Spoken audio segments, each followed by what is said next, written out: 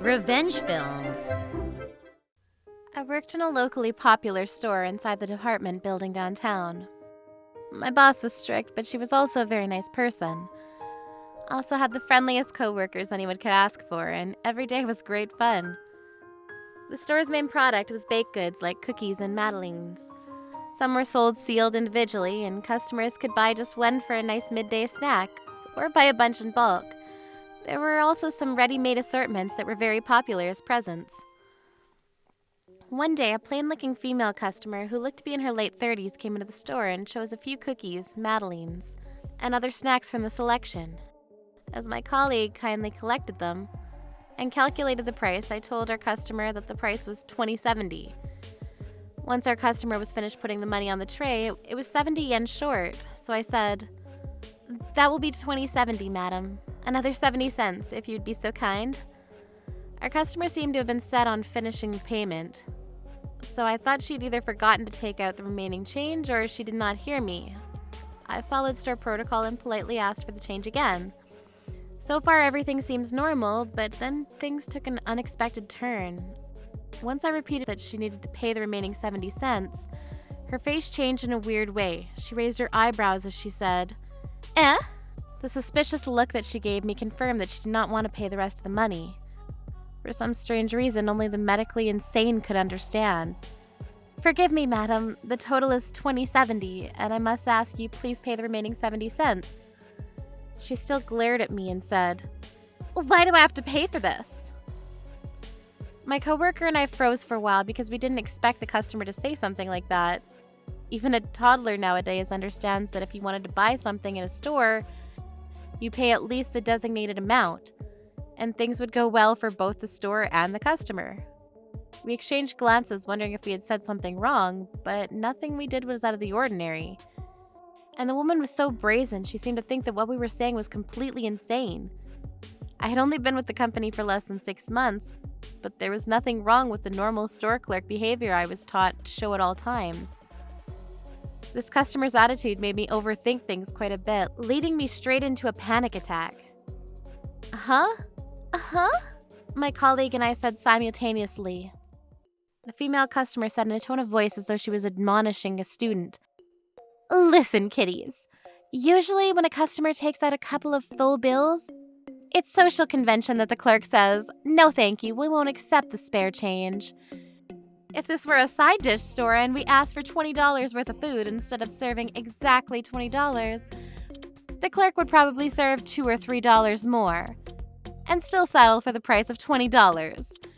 It's not right to try and even take a fraction of the price from a customer when they're refraining themselves from demanding a discount, because this would be impossible to do with baked goods, is it not?" We searched for the right words in our mind to reply to this lecturing session from a lunatic asylum.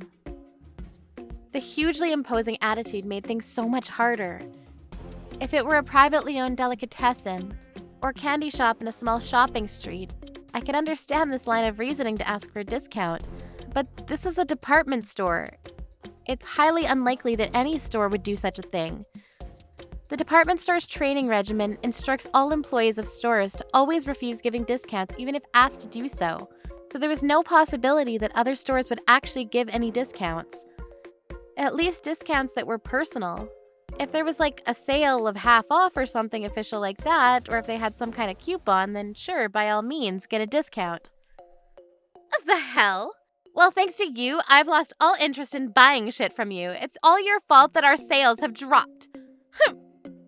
She promptly left with that. My coworker and I couldn't help but talk about it a little. What the hell was that? That's definitely a Karen, right? Well, yeah, I guess so, but I've never experienced something like this. I can't believe she would demand a personal discount in a department store of all places. After that, I was serving the customers normally, but later on, a couple days later, for some reason my boss, Mrs. Garrison, called for me. She said, "I saw that you were mentioned in one of the customer feedback forms, and I wonder if this is true." Wait, what? At that moment, I had a bad feeling starting to brew in my gut.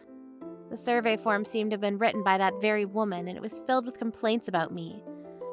She complained about my poor customer service, that I refused to sell anything even after she paid the money. The lousy store clerk that I am, who looks at people and serves them accordingly, etc., etc. I reported to my supervisor the events of the other day.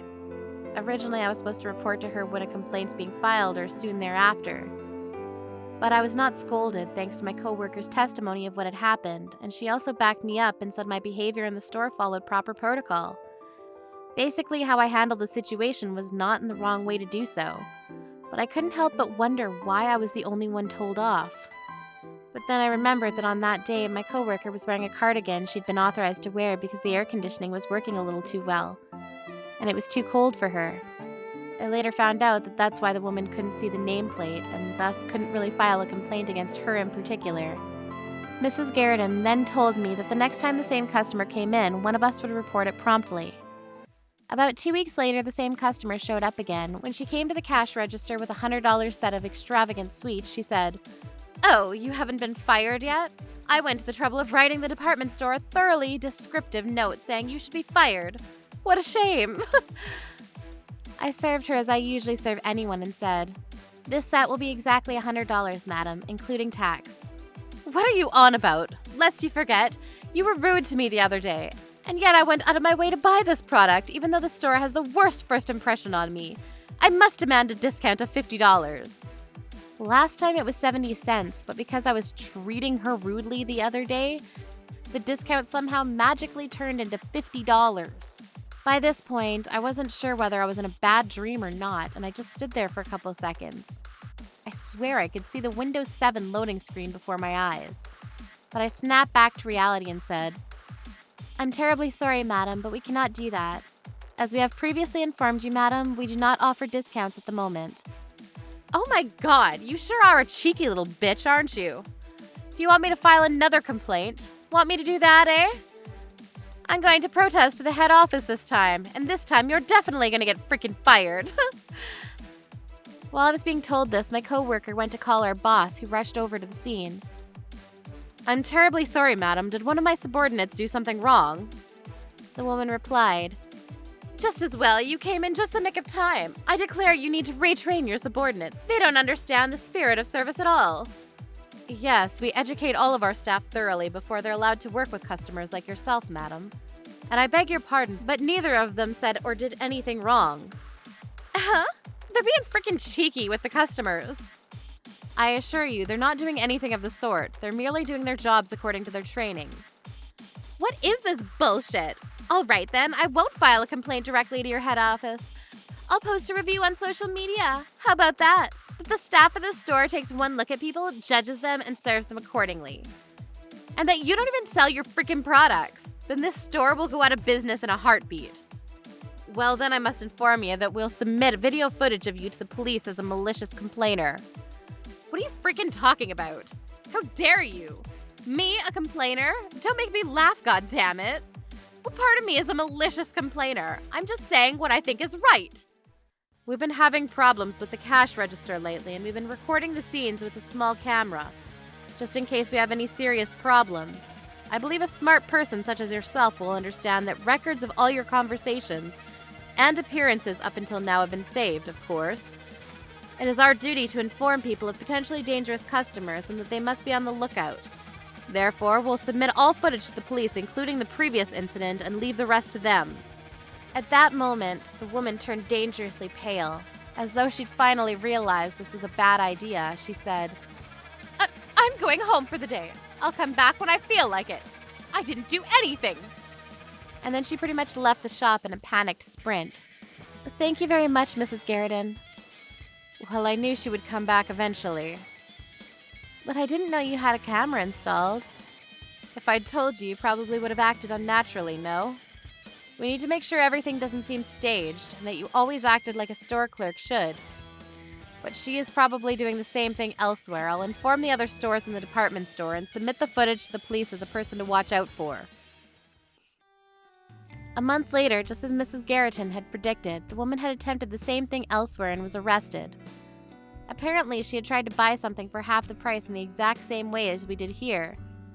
And when the clerk gave her the cold shoulder, saying that they'll never do such a thing, She got really upset and hit the clerk with an umbrella she was carrying. It was only an umbrella, but she apparently hit the clerk so hard that it broke the umbrella's backbone, and she was charged with malicious injury. I've been trained by my supervisor, and I know well that I would never be rude to a customer under any circumstances, but I couldn't help but say good goddamn riddance. And I realized that I didn't handle the situation alone because I simply couldn't. Everything was so new to me that I was pretty much helpless.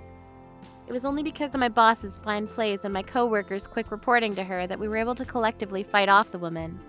But more than anything else, I was amazed at how well my boss handled the situation. She's become a new role model of mine, and I hope to continue offering the best service I can offer to many customers. How was today's video? If you enjoyed it, please subscribe, like, and leave a comment. Stay tuned for more.